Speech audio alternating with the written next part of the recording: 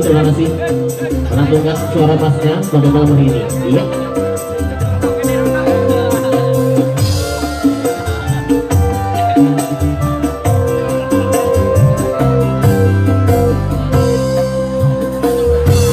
Nolong soro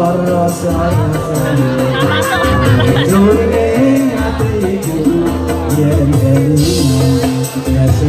kemoyomu lara soro gandrena awe kangen ning atiku pancen aku urus sliramu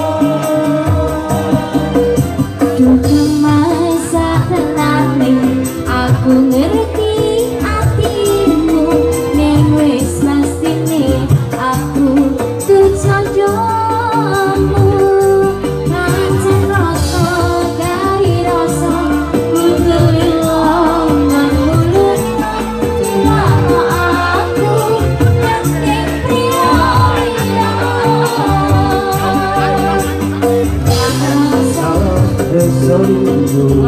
Bangku ora ketemu takut hatiku suaramu aku mau bisa ketemu ayono sing tak tresno moga bisa urip mulya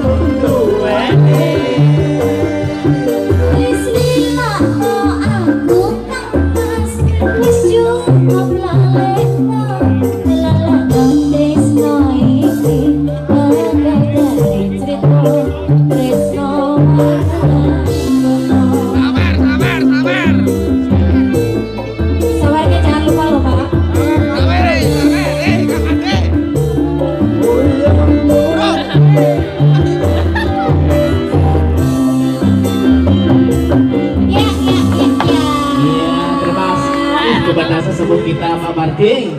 Terima kasih ya Pak, semoga rezekinya tambah lancar. Amin.